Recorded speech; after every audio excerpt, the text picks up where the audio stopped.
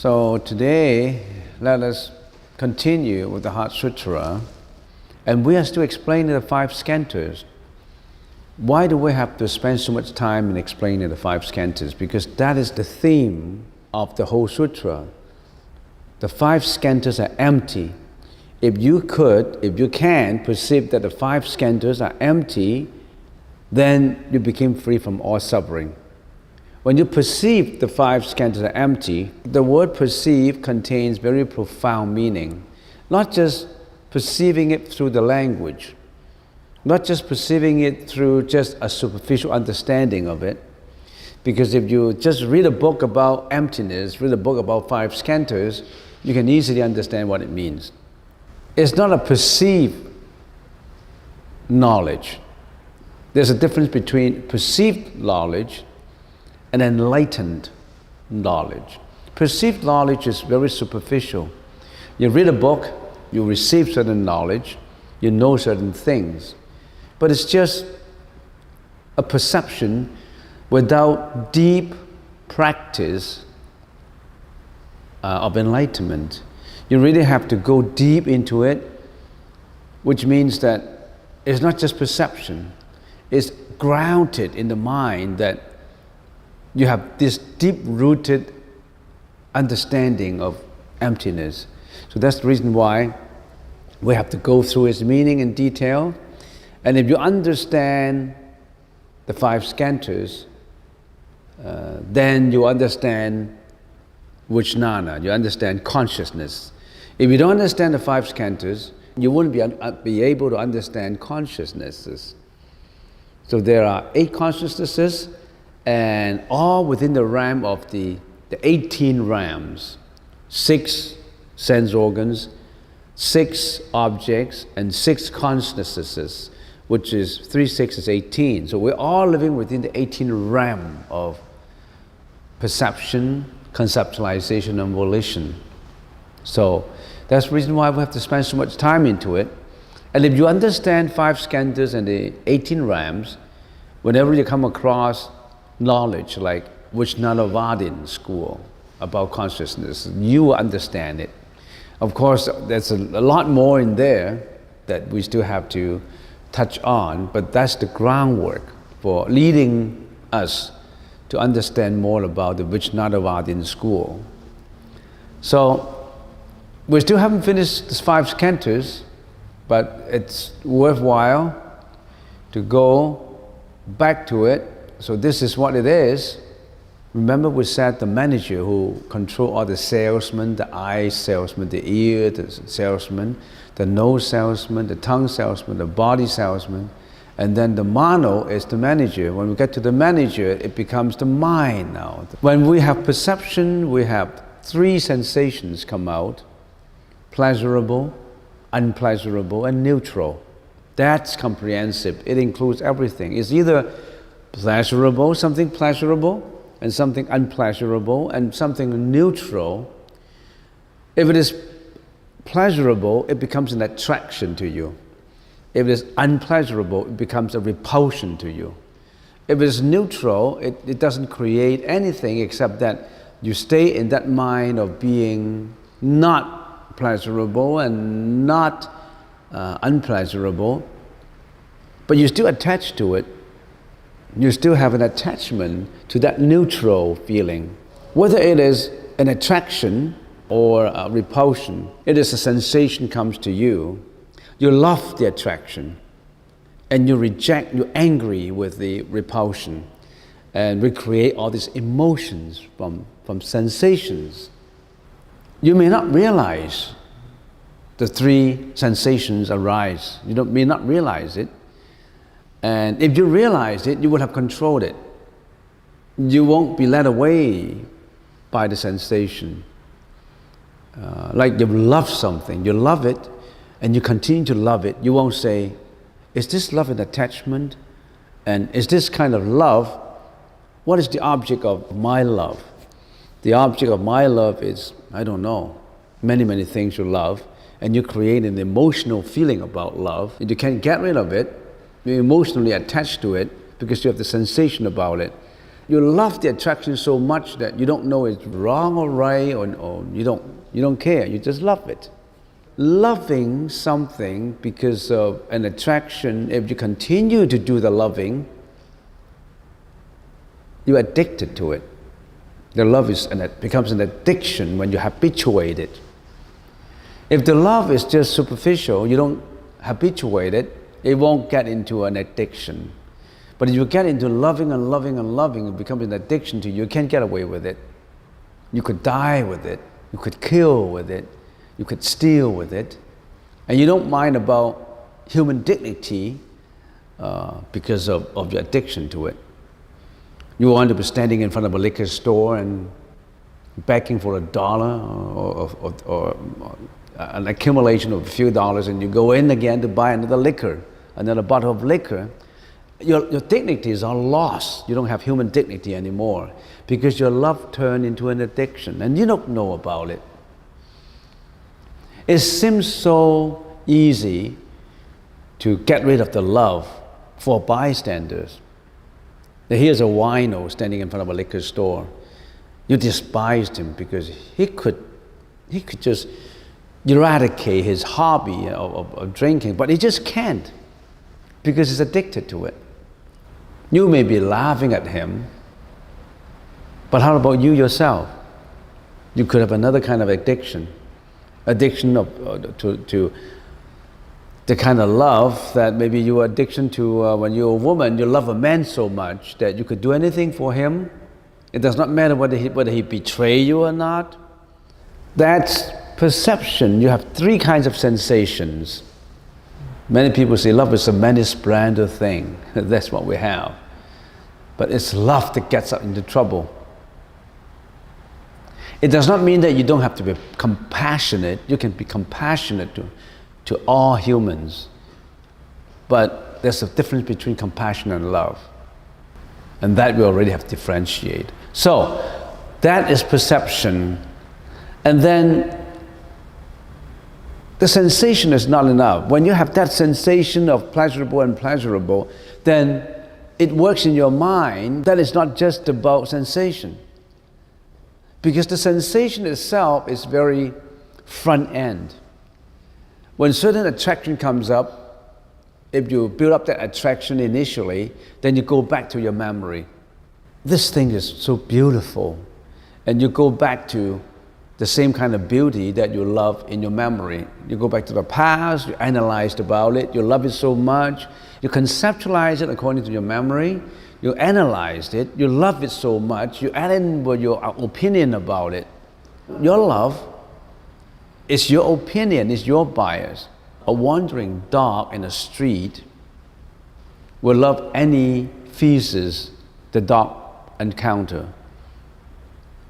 He loved it so much. When the human look at the dog, it would be disgusting. But the dog loves it so much. So everybody's perception is different. Everybody's conceptualization is different. I still remember a Japanese poem. It says something like this. At the clap of hands, a Japanese poem. At the clap of hands, the waitress come bringing tea. The waitress listen to the clap of hands. The waitresses come serving tea at the clap of the hands of the master of the house. The flying birds get scared at the clap of hands. He thought someone is going to shoot. At the clap of hands, the carps and the swimming in the pool is gathering to receive food. So it's the same clapping of hands. How come it could be perceived so differently?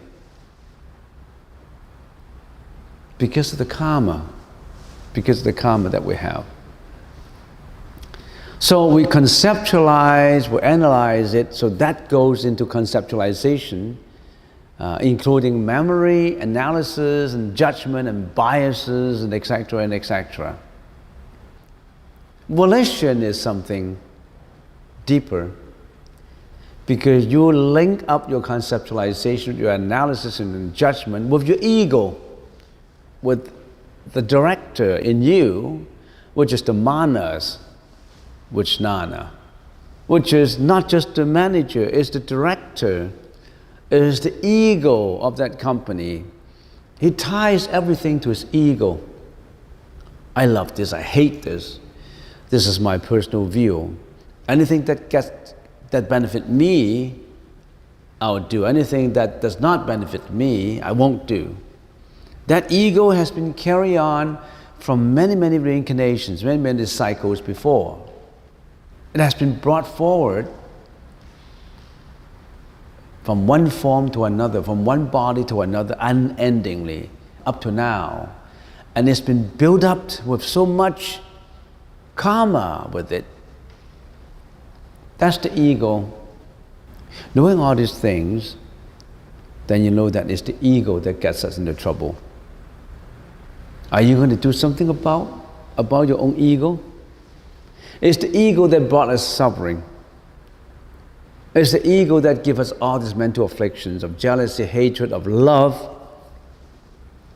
You love your families, you love your son so much. You gave him all the love since baby, and now your son walked away from you.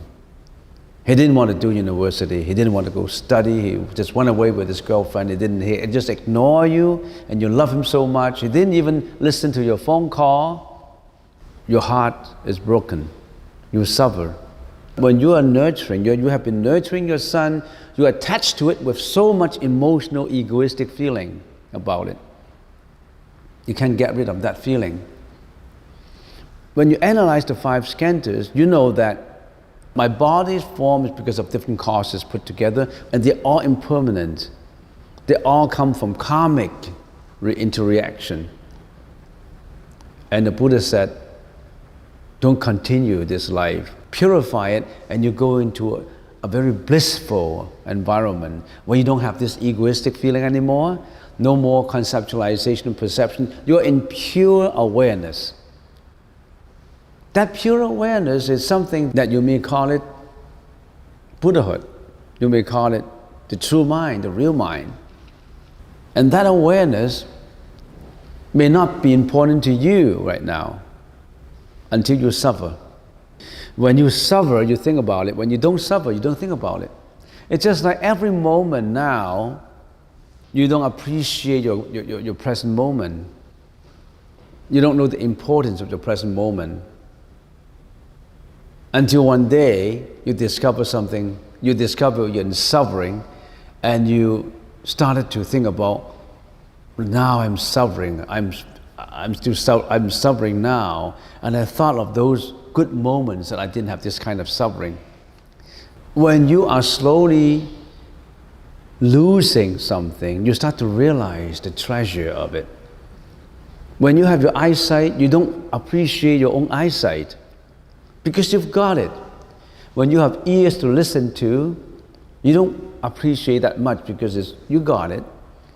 When your body is in good health, you don't appreciate it because you've got it until you lose it. Then you start to think, oh, those are the good days when I have all this kind of thing. But the Buddha said, you live at the present moment. At the present moment, you have all these, and why don't you do something about your spirituality? Why you are still having all these faculties that you can use? You've been using your faculties to love attraction, to hate repulsion. Why don't you use your present faculties to get rid of all those, to purify yourself? But we won't. We just continue the karmic evolution that we have. We don't even realize it. We enjoy every present moment with love and hatred. If tomorrow I have to die, what would I do today? Some people say, I just wait here and have a good time, have a party and drink everything, eat everything, and then I died. Some people say that. If I have only one day to live, I would find the most beautiful girlfriend and I would drive the most luxurious car and I would live in a big mansion. They are still looking for the egoistic attraction and repulsion. If I have one day to live, the first thing I do is because that guy got me into trouble, got me into bankruptcy. I want to kill that guy before I leave this world. So we are living in a topsy-turvy thinking. Topsy-turvy? What should be the top? You say it is the bottom. You just think in the opposite way. We got lost already. So there's volition. The volition is getting more into the egoistic field now. The manas is always working with mano, the manager. The director is always working with the manager. They're working for this karmic interaction, your mental level. And then vijnana is the final level. What is this vijnana? When you die, you carry all those actions and volitions and everything that you have done when you were alive, or everything in your previous life, into that memory, into the vijnana. And that vijnana is, of course, not visible. You would see it when you come to a level of enlightened perception. I see my own egoistic feeling. I'm going to stop it. In other words, at that time you step back as a third person looking at your egoistic feeling. Because all egoistic feeling come in an instant or fraction of a second. It's very easy. It's really easy to get that feeling from people. You talk to a person, I intend to find egoistic feeling of that person. You start to ask questions and you see what kind of answers. So at the juncture of death, your body is not surviving anymore. Mano, the manager, retired because there's no salesman to be supervised. There's no customers to attend to. Retire into the director's chamber, and the director's chambers retire into what? Into the alaya vijnana, which is a conglomerate of what you have done, everything in your previous life, everything you have done, every thought, everything, into that, which become an energy, if we want to call it an energy, a karmic energy. With that karmic energy, you're going to roll into your next life. This life you are John, the next life depends on what you have done. You may become a Jeanette, who knows? Could be a woman, could be a man. Mozart, at the age of 7 or 8, could compose music. He just remembered from previous life. He didn't learn it in this life. There are many, many examples like that. Why are there some prodigies like that, and why there are prodigies who are not like that? And somehow it's because of the karmic energy that happened in previous life, which reiterate into this life. Is the 5 skandhas the true identity, your true identity, or it is not your true identity? For an enlightened sentient being, the 5 skandhas is me. I'm nothing but a body and mind. But the Buddha said, no, that's not your true, real mind. That's just a fictitious force mind that you have. There's a difference between a force mind and a true mind. The 6 senses react to the 6 objects affecting the 6 consciousnesses, which is the 18 rams. We're all living in the 18 ram, which is impermanent, which has no essence. It exists for a short time and it exists on causes. You don't have a real identity in your force mind. Your body, speech, and mind produces karma, and every karma, every karmic energy produced is not the real you. It's all causes put together. Karma is basis for life and death, the reincarnations. If detached from object, it has no substance. In other words, it does not have its own essence, because you interact with objects, then you act accordingly. You don't have a self-identity. You don't have a true self. In the Sanskrit language, it's svabhava. When something has its own identity and essence and self, let me give you an example. Say there's a gong in there. I hit the gong, or there's a wooden fish, I hit the wooden fish, the sound is produced. Does the wooden fish has its identity, has its real essence, has its real svabhava? I hit it because my hand is holding this wooden stick and my hand is applied to it, and the wooden fish is there, and the fish is as a musical instrument that is made in such a way that it's hollow inside. It's just sitting there, and there's a lot of reason and causes put together that when I hit it, the sound is produced. So the production of the sound is based on all these causes put together, and not because of the wooden fish in there. It's not because of my hand. It's not because of anything. It's a lot of reasons put together for it to happen. That is asvabhava, without its essence. If this wooden fish has its substance, it does not have to depend on my hand. It can produce its own sound. Then it has a substance. That's the definition of a substance, svabhava and asvabhava. It does not need any reason, any causes, any factors for the sound to happen. Then it has its own identity. But nothing in this world has its own identity. It's only based on causality. But everybody, me, you, we don't think it that way. We don't think about that way. I'm John, I'm Jack, this is my mom, this is my dad. Seldom people will say, this is my mom for this life. This is my dad for this life. No, they won't say that. Dependent on causation and characterized by duality and impermanence, every feeling seems to have two extremes, love and hatred, tall and short. You differentiate it. You're biased about it. It's living on a duality. But the Buddha said, this is not the real you. We've been living in this false you, fictitious you, and we don't realize it. And do you realize that you have the true you? And somebody call it eternity you. And somebody call it the God inside of me. Somebody call it the Buddha nature. It does not matter how you call it. We call it different names. But that is something, the real you, that is in you, that's been covered. And if you detach from objects, then it has substance.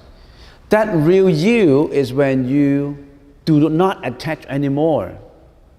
When your salesman, your eyes, your nose, your ears, and all this don't attach to outside anymore, when your manager don't attach to outside anymore, when you don't have that ego anymore, then that's the time when your alaya consciousness is all purified.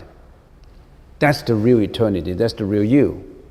Because at that time, that real you is away from reincarnation, away from suffering, no more of that. That's not the same as going to heaven. Going to heaven, you enjoy the happiness in heaven for a million years, you still have to die because you still have that karmic energy in you. You are still not purified. You go to heaven because you have done all kinds of meritorious things. You build all the causes for you to go to heaven, and then you enjoy heaven because you've done all the good causes. You've been very generous, you've been helping, you didn't do any wrong thing, but you still have attachment. You still have an ego. You still have a self. With that self, you go to heaven. With that self, after you enjoy, based on the karma, what you've got in heaven, you still have to reincarnate. That's not the ultimate way to go. So, when the false mind arises from it, it has not lost its substance. That means if you have discovered and maintained a true mind, do you mean that you have to leave this world? You still use that false mind to live, but behind it, that real mind is already exists because you have been enlightened. It's just like the Buddha, 2,600 years ago. The Buddha's mind is enlightened. But when he lived in this world, he still eat, he still walk, he still talk. When a mosquito bites, he still feel itchy. Because the body is still there, it still interact. But behind, it's already detached from that body. It's already got that purification. It's just like the high monks, for example. There are many monks in China, in Thailand, in Sri Lanka, in India. When you look at them, they behave like a normal human being. They still get sick. They still have a flu. They still, they caught a cold, and they still have to get some Tylenol to take inside and cure it. That's the body. For example, when Ajahn Chah got sick, he couldn't speak. He was sick for 10 years. When people see him, this monk is suffering. Only his body is suffering, but not him. He has no suffering. He's happy, but his body is still suffering. But he was able to be detached from the suffering. So when you look at a senior monk, if you do something wrong, the enlightened monk would still get angry. You shouldn't do that. If you didn't do it the next time, you'll be punished. You are a kind monk, how come you still scolded me? He scolded you because he differentiated accordingly because he wanted to teach you. He still behaved like a normal human being, but behind he has this enlightened identity inside. When this body died out, we call it parinirvana. Then no more of this body is in that state of eternity. No more of this body. Remember, when this body you carry around, you still have suffering. You still have to serve your karma. The fact that you've been studying Buddhism for a long time, you've been doing all these good deeds, and how come in your final years you still have suffering? Because you burned the last straw of bad karma out. When that last straw is burned out, you're in purity. So don't lose your confidence if you're still, how come I've been meditating, I've been doing all these things, and how come there's bad things to happen to me? Am I supposed to meet only the good things when I believe in the Buddha? Everything will be so peaceful and lovable to me when I started meditation, and how come I still have all these things? Because you still have the karma that you have to serve, the few last straws that you still have to burn. When you burn away that, you clean it up. So it is beyond duality. When completely pure and bright, it is nirvana. When you practice meditation, you practice and practice and practice, and some people say, I'm not getting anywhere. I feel good about it. Am I getting anywhere? You don't have to get anywhere. Why do you have to get anywhere? Your body is still there, you're still here. Why do you still have to get to somewhere that you love, you like? Why do you still want that kind of attraction?